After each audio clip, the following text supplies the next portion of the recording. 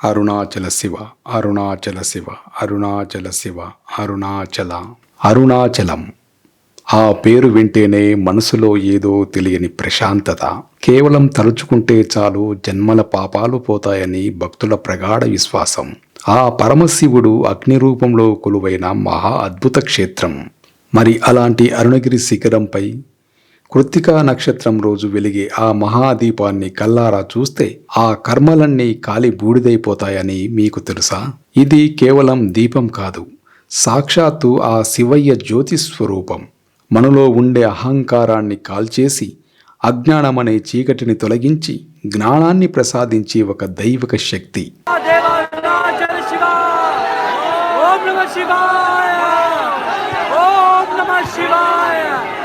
ఈరోజు మనం ఆ అరుణాచల మహాదీపం వెనుక ఉన్న పురాణ రహస్యం, ఆ జ్యోతి ప్రజ్వలనకు ముందు జరిగే అంగరంగ వైభవమైన బ్రహ్మోత్సవాలు, ఆ జ్యోతిని దర్శించడం వల్ల కలిగే అద్భుతమైన ప్రయోజనాలు, అది మన జీవితాలను ఎలా మార్చగలదో విపులంగా తెలుసుకుందాం. వీడియోను చివరి వరకు చూసి ఆ అరుణాచలేశ్వరుడిని మనస్ఫూర్తిగా స్మరించుకుందాం.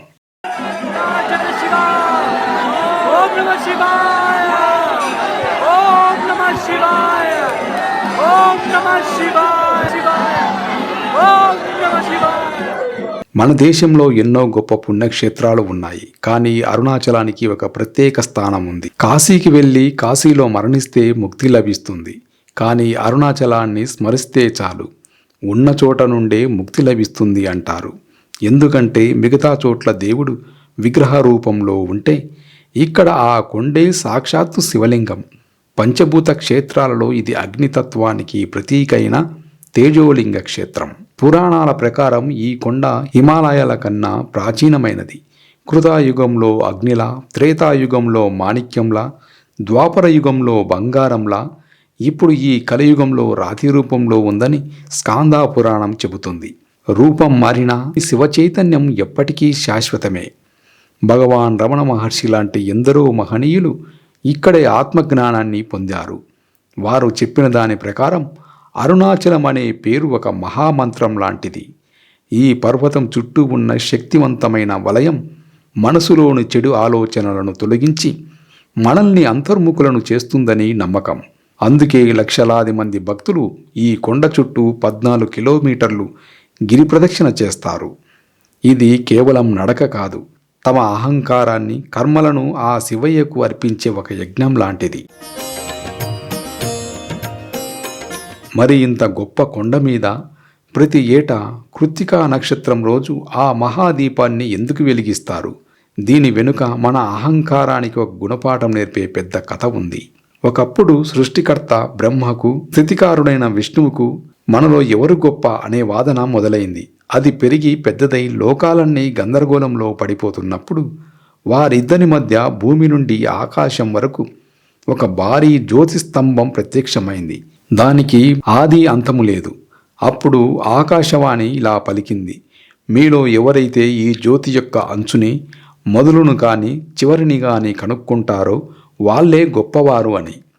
వెంటనే విష్ణుమూర్తి వరాహ రూపం ధరించి దాని మూలాన్ని వెతకటానికి పాతాళలోకంలోకి వెళ్ళాడు. బ్రహ్మదేవుడు హంస రూపంలో దాని శిఖరాన్ని చూడటానికి ఆకాశంలోకి ఎగిరిపోయాడు. యుగాలు గడిచిపోయాయి. విష్ణువు ఎంత వెతికినా మూలాన్ని కనుక్కోలేక తన ఓటమిని ఒప్పుకొని వెనక్కి వచ్చాడు. కానీ బ్రహ్మ పైకి వెళ్తున్న దారిలో కింద పడుతున్న ఒక మొగలి పువ్వును చూశాడు. ఆ పువ్వుని అడిగితే, నేను కొన్ని వేల ఏండ్లుగా ఈ జ్యోతి శిఖరంపై నుండి కిందకు పడుతున్నాను అని చెప్పింది. వెంటనే బ్రహ్మకు ఒక అబద్ధం చెప్పాలనే ఆలోచన వచ్చింది. నేను శిఖరాన్ని చూశానని నువ్వు సాక్ష్యం చెబితే నీకు గొప్ప స్థానం కల్పిస్తాను అని ఆ పువ్వుకు ఆశ చూపాడు. ఇద్దరూ కిందికి వచ్చి బ్రహ్మ తాను శిఖరం చూశానని, ఈ మొగలి పువ్వే సాక్ష్యమని అబద్ధం చెప్పాడు. ఆ క్షణంలో ఆ జ్యోతి స్తంభం నుండి పరమశివుడు భయంకరమైన రూపంలో బయటకు వచ్చాడు. నిజం చెప్పిన విష్ణువును మెచ్చుకొని తనతో సమానంగా గౌరవించాడు.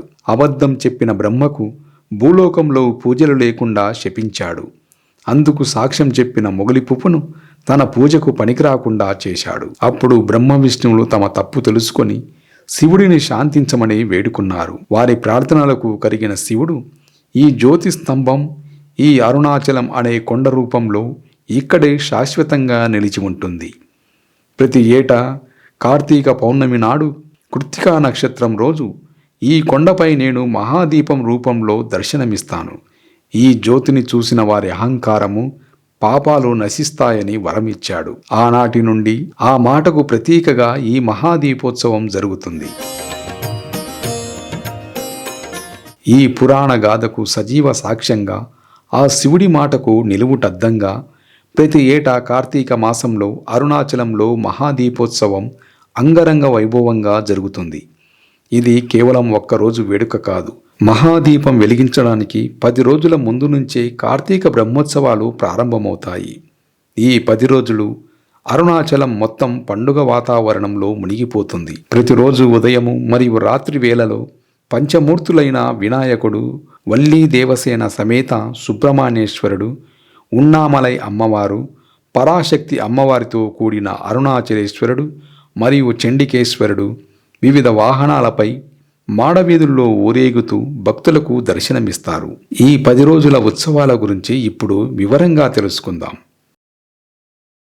ఉత్సవాలు ధ్వజారోహణంతో వైభవంగా మొదలవుతాయి.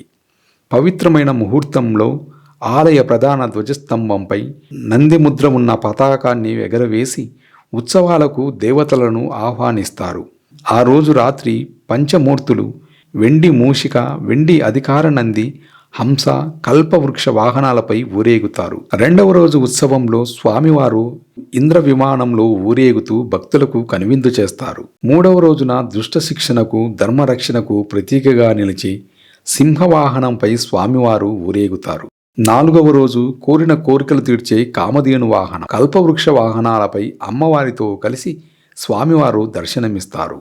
5వ రోజు చాలా విశిష్టమైనది. స్వామివారు వెండి వృషభ వాహనంపై ఊరేగుతారు. నందీశ్వరుడు శివునికి అత్యంత ప్రియమైన భక్తుడు మరియు వాహనము. ఆయనపై ఊరేగే శివయ్యను దర్శించడం గొప్ప అనుభూతినిస్తుంది. 6వ రోజు వెండి రథంపై స్వామివారు ఊరేగుతారు. 7వ రోజున జరిగే మహారథోత్సవం ఈ బ్రహ్మోత్సవాలలో ఒక ముఖ్య ఘట్టం. పంచమూర్తులు 5 వేరువేరు అత్యంత కళాత్మకంగా అలంకరించబడిన మహారథాలపై మాడవీధుల్లో ఊరేగుతారు. లక్షలాది మంది భక్తులు స్వయంగా ఆ రథాలను లాగుతూ అన్నామలయార్కు అరోమరా అంటూ శివనామ స్మరణతో ఆ ప్రాంతాన్ని మారుమోగిస్తారు. ఇది కేవలం ఊరేగింపు కాదు, భక్తులందరి సమిష్టి భక్తికి, అర్పణకు ప్రతీక. 8వ రోజున స్వామివారు అశ్వవాహనంపై అంటే గుర్రపు వాహనంపై ఊరేగుతారు. 9వ రోజున స్వామివారు కైలాస వాహనంపై దర్శనమిస్తారు. సాక్షాత్తు కైలాసం నుండి శివుడు దిగివచ్చాడా అన్నట్లుగా ఈ ఊరేగింపు ఉంటుంది.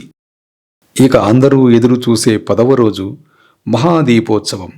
ఆ రోజు తెల్లవారుజామున సుమారు 4 గంటలకు ఆలయ గర్భగుడిలో భరణీ దీపాన్ని వెలిగిస్తారు. ఒకే దీపం నుండి అనేక దీపాలను వెలిగించి అనేకత్వంలో ఏకత్వాన్ని చాటుతారు. ఆ తర్వాత సాయంత్రం సరిగ్గా 6 గంటలకు ఆలయం వెనుక ఉన్న 2668 అడుగుల ఎత్తైన అరుణగిరి శిఖరంపై మహాదీపం ప్రజ్వలన జరుగుతుంది. దీనికోసం దాదాపు 30 అడుగుల రాగి పాత్రను వాడుతారు. అందులో సుమారు 3500 కిలోల స్వచ్ఛమైన ఆవు నెయ్యి పోస్తారు. 1000 మీటర్ల పొడవైన పత్తి వస్త్రంతో ఒత్తిని తయారు చేస్తారు. లక్షలాది మంది భక్తులు చేసే శివనామస్మరణల మధ్య ఆ జ్యోతిని ప్రజ్వలింపచేస్తారు. ఆ క్షణం చూడటానికి 2 కళ్ళు చాలవు.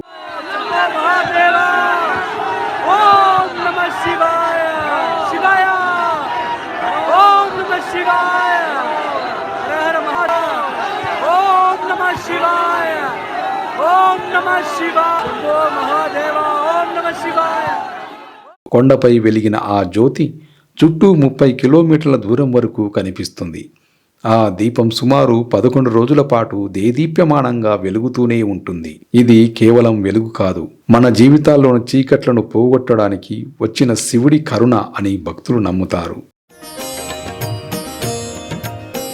స్మరిస్తేనే ముక్తినిచ్చే అరుణాచలంలో సాక్షాత్తు శివస్వరూపమైన ఆ మహాదీపాన్ని కన్నులారా దర్శిస్తే లేదా కనీసం మనసులో తలుచుకుంటే ఎలాంటి అద్భుతమైన ఫలితాలు కలుగుతాయో ఇప్పుడు చూద్దాం. ఇవన్నీ తరతరాలుగా భక్తులు అనుభవించి చెప్పుకుంటున్న ప్రగాఢ విశ్వాసాలు.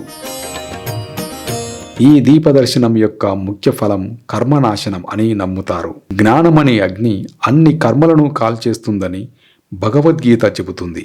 అరుణాచల మహాదీపం ఆ జ్ఞానాగ్నికి భౌతిక రూపం. ఆ జ్యోతిని చూడటం మనలోని ఆత్మజ్యోతిని దర్శించడంతో సమానమని, దానివల్ల మన జన్మల కర్మ బంధాలు తెగిపోయి జీవితం ప్రశాంతంగా మారుతుందని భక్తుల ప్రగాఢ విశ్వాసం. మన దుఃఖానికి కారణం నేను అంటే ఈ శరీరం, ఈ మనసు అనుకునే అజ్ఞానం. అరుణాచల మహాదీప దర్శనం ఈ అజ్ఞానమనే చీకటిని తొలగిస్తుందని నమ్మకం. ఆ జ్యోతిని ఏకాగ్రతతో ధ్యానించడం వల్ల మనసు నిలకడగా మారి ఆత్మజ్ఞానానికి మార్గం దొరుకుతుందని యోగులు చెబుతారు. అరుణాచలం అగ్నిక్షేత్రం. జ్యోతిష్య శాస్త్రం ప్రకారం అగ్నితత్వానికి సంబంధించిన గ్రహ దోషాలు, ముఖ్యంగా జాతకంలో సూర్య కుజ గ్రహాల వల్ల కలిగే ఇబ్బందులు ఈ క్షేత్ర దర్శనంతో తొలగిపోతాయని ఒక నమ్మకం. ఈ మహాదీపాన్ని దర్శించడం వల్ల అనేక ప్రతికూల ప్రభావాలు తగ్గి కుటుంబంలో శాంతి సామరస్యం నెలకొంటాయని చాలామంది విశ్వసిస్తారు. అగ్ని అంటే పరివర్తనకు, శక్తికి చిహ్నం. ఆ మహాదీపం మనలోని అనారోగ్యాలను, ప్రతికూల శక్తులను దహించి మంచి జీవశక్తిని నింపుతుందని భక్తులు నమ్ముతారు. జీవితంలో ఎదురయ్యే ఆర్థికపరమైన ఆటంకాలు తొలగిపోయి సకల ఐశ్వర్యాలకు మార్గం సుగమమవుతుందని చెబుతారు. ఇక్కడ ఐశ్వర్యం అంటే కేవలం డబ్బే కాదు, మంచి ఆరోగ్యము, జ్ఞానము, సంతానం కూడా.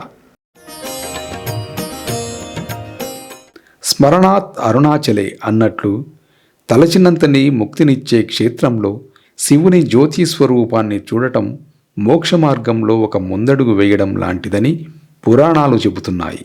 ఈ దీపదర్శనం మనసును శుద్ధి చేసి భక్తిని, వైరాగ్యాన్ని పెంచుతుంది. మరణ సమయంలో ఆ జ్యోతి స్వరూపం గుర్తుకు వస్తే చాలు ఉత్తమ గతులు లభిస్తాయని పెద్దల మాట. చూస్తున్నారుగా, అరుణాచల మహాదీపం కేవలం ఒక పండుగ కాదు, అదొక అద్భుతమైన ఆధ్యాత్మిక అనుభవం. మనలోని అహంకారాన్ని వదిలి జ్ఞానాన్ని పొందమని శివుడు మనకిచ్చిన ఒక అవకాశం. ఈ కొండపై వెలిగే జ్యోతిని దర్శించడం ఎన్నో జన్మల పుణ్యఫలం. ఒకవేళ మీరు అక్కడికి వెళ్ళలేకపోయినా ఈ వీడియో చూస్తూ మనసులోని ఆ అరుణగిరిపై వెలుగుతున్న మహాదీపాన్ని దర్శించండి. ఆ జ్యోతి స్వరూపాన్ని మీ గుండెలో నిలుపుకోండి. మీ జీవితంలోని కష్టాలు, అనారోగ్యాలు అనే చీకట్లు తొలగిపోయి జ్ఞానము, ఆరోగ్యము, ఆనందం అనే కాంతులు నిండాలని మనసారా ప్రార్థించండి. ఈ దివ్యమైన విషయాన్ని తెలుసుకున్నందుకు భక్తితో ఓం అరుణాచలేశ్వరాయ నమః అని కామెంట్ చేయండి. ఆ జ్యోతి స్వరూపిణి అనుగ్రహం మీ అందరిపై ఎల్లప్పుడూ ఉండాలని కోరుకుంటున్నాను. ఈ అద్భుతమైన సందేశాన్ని మీ స్నేహితులతో, కుటుంబ సభ్యులతో పంచుకొని వారి జీవితాల్లో కూడా ఈ జ్ఞానజ్యోతిని వెలిగించండి. అరుణాచల శివ.